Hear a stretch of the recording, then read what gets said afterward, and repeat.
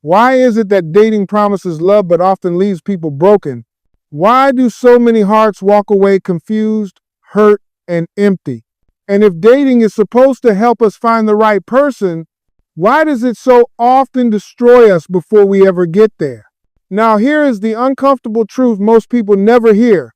Islam does not ban love. Islam does not ban attraction. Islam does not ban wanting companionship. Islam only bans damage. And that changes everything. In today's world, dating is sold as freedom. Talk to whoever you want. Touch whoever you want. Leave whenever you want. No responsibility, no accountability, just feelings. But Islam asks a deeper question. Does this protect your heart? Does this protect your dignity? Does this protect your future? Because Islam is not obsessed with controlling people. Islam is obsessed with protecting people. So does Islam allow dating? The honest answer is no, but not for the reason people think. Islam does not allow dating as it exists today. Secret relationships, physical intimacy without commitment, emotional attachment with no responsibility. Why? Because Islam understands something modern culture ignores. The heart is not a toy, and intimacy is not casual. Every time you attach your heart to someone, you give a piece of yourself away. And when it ends, something inside you breaks. Islam saw this damage 1,400 years ago. That is why Islam does not say do not love. Islam says love with honor. Islam says if you are serious about someone, approach them with respect. Approach them with clarity. Approach them with commitment. Not games. Not pretending. Not wasting years. In Islam, the goal is marriage, but the path is not blind or forced. Islam allows getting to know someone, talking with purpose, asking real questions, understanding values, faith, character, and goals, but it draws a line where harm begins. No secret meetings, no physical intimacy, no emotional dependency without commitment. Why? Because Islam refuses to let love turn into exploitation. Look around today. How many people are dating for years, living together, sharing bodies and emotions, then walking away like nothing happened, and the scars last longer than the relationship? Islam says that is not love. That is access without responsibility.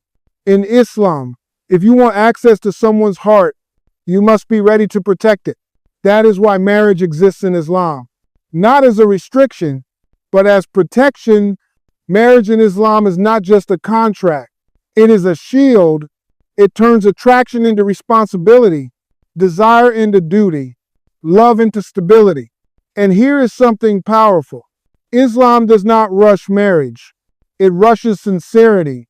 If you are not ready, you are taught self-control, discipline, boundaries, because not every feeling needs to be acted on. That idea alone is revolutionary. Modern culture says follow your heart no matter the cost. Islam says guide your heart so it does not destroy you. And here is the part nobody talks about. Islam understands human weakness. That is why it does not allow situations that slowly pull people towards sin. Not because people are evil, but because people are human. Islam closes doors before damage happens, not after lives fall apart. Dating today often begins casually, but emotions do not stay casual.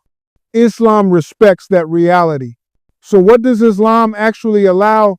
Purposeful interaction, honest communication, family involvement for transparency, clear intentions toward marriage.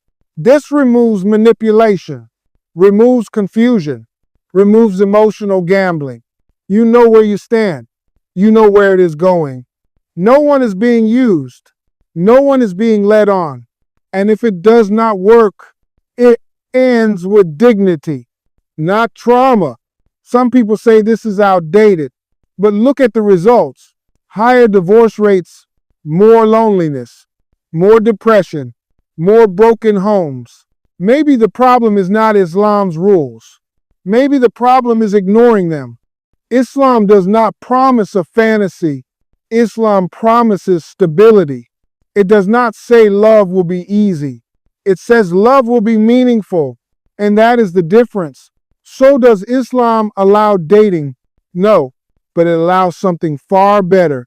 Love with purpose, connection with boundaries, intimacy with responsibility. Islam does not ask you to kill your feelings. It asks you to protect them because the heart is sacred and not everyone deserves access to it. That is not restriction. That is wisdom. And maybe the real question is not, why does Islam forbid dating, but why did the world normalize heartbreak? Think about that.